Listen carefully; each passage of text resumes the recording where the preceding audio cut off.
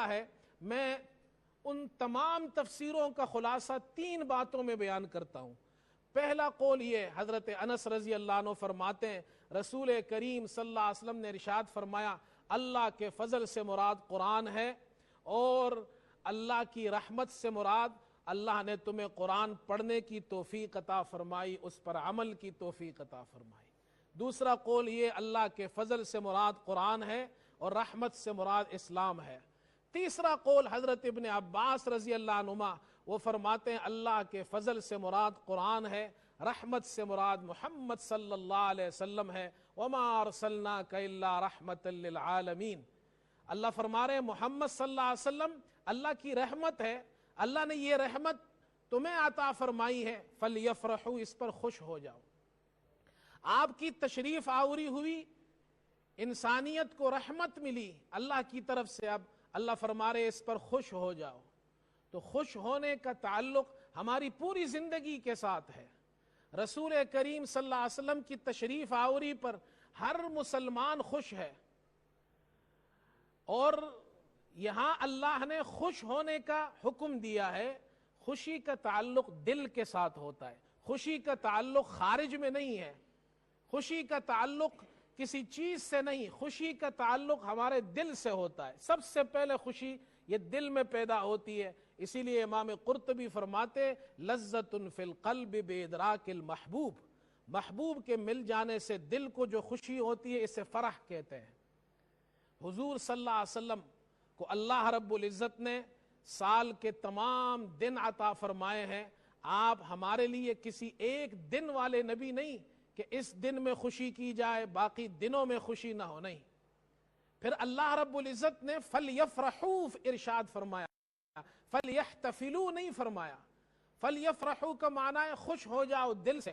احتفال کا تعلق، سیلیبریشن کا تعلق دل سے نہیں ہوتا، خارج سے ہوتا ہے۔ سیلیبریشن خارج میں ہوتا ہے، احتفال خارج میں ہوتا ہے، اور فرح دل کے اندر ہوتا ہے۔ اللہ فرما رہے یہ عظیم نبی تمہیں ہم نے دیے ہیں، تمہیں ہم نے عطا کیا ہے، اسے اپنے دل میں بساؤ، ان کے آنے پر دل میں خوشی مناؤ، تمہارے دل میں جگمگاہٹ ہونی چاہیے۔ یہ نہیں باہر کی روشنی وہ سیلیبریشن ہے، اندر کی روشنی فرح ہے۔ اور میں تو ایک بات اور بھی عرض کرتا ہوں، اور وہ یہ، دنیا کے اندر بڑے بڑے لوگ گزرے ہیں، بڑے بڑے بادشاہ، بڑے بڑے لیڈر، عظیم قسم کے لوگ جنہوں نے ملک بنائے، قوموں کی جناب کیا ہے انہوں نے رہنمائی کی، لوگ ان کے یادگار میں ان کے دن مناتے ہیں۔ ان کو یاد رکھنے کے لیے سال میں ایک دن ان کی طرف منسوب کیا جاتا ہے۔ اب تو جناب دنیا اتنی بزی ہو گئی ہے کہ ماں باپ کے لیے بھی ٹائم نہیں رہا، تو سال میں ایک مرتبہ فادر ڈے اور ایک مرتبہ مدر ڈے، ماں کے لیے بھی ایک دن منسوب کر دیا، باپ کے لیے بھی ایک دن منسوب، لیڈروں کے لیے ایک دن منسوب، بادشاہوں کے لیے ایک دن منسوب، قوم اپنے تہوار مناتی ہے۔ محمد صلی اللہ علیہ وسلم ایک دن والے نبی نہیں ہے۔ امام رازی رحمت اللہ نے بڑی خوبصورت بات کی ہے، فرمایا اللہ نے محمد صلی اللہ علیہ وسلم سے پہلے بنی اسرائیل میں صدیوں تک ہزاروں انبیاء بھیجے، صدیوں تک، ایک طویل زمانے تک ہزاروں انبیاء بھیجے۔ بنی اسماعیل میں اللہ نے آپ سے پہلے کوئی نبی نہیں بھیجا، بنی اسماعیل میں صرف آپ کو بھیجا اور امام الانبیاء خاتم الانبیاء بنا کر بھیجا۔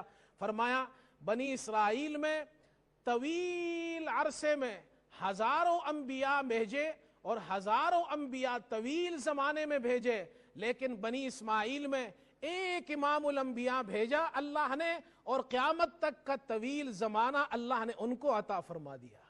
اب یہ زمانہ آپ کا ہے، سال کے تمام دن آپ کے ہیں۔ ہم تو حضور صلی اللہ علیہ وسلم کو سال کے 12 مہینے یاد کرتے ہیں، مہینے کے ہر دن یاد کرتے ہیں، ہفتے کے ہر دن یاد کرتے ہیں، کیسے بھول سکتے ہیں انہیں؟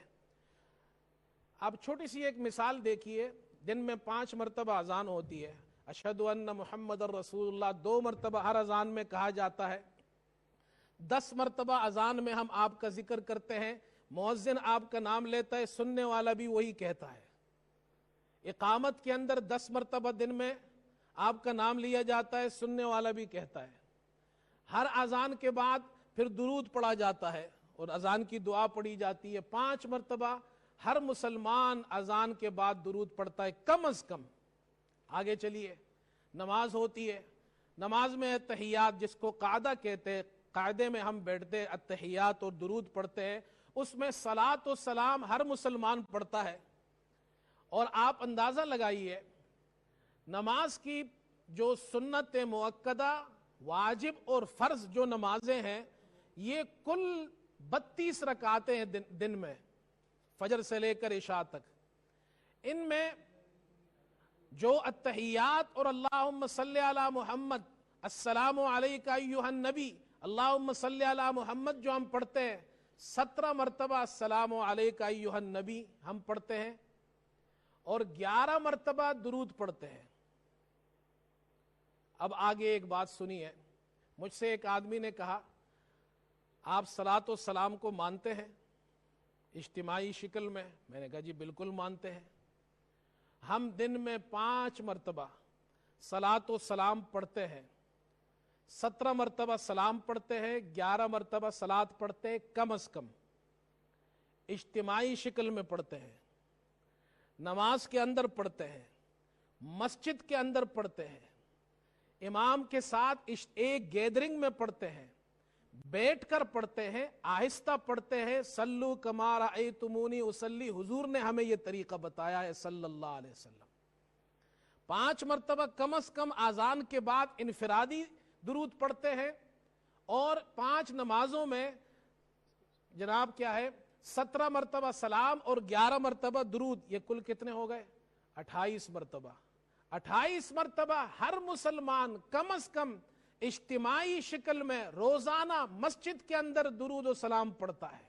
اندازہ لگا لے ہفتے میں کتنی مرتبہ ہوگا، سال میں کتنی مرتبہ ہوگا، پوری زندگی میں کتنا ہوگا۔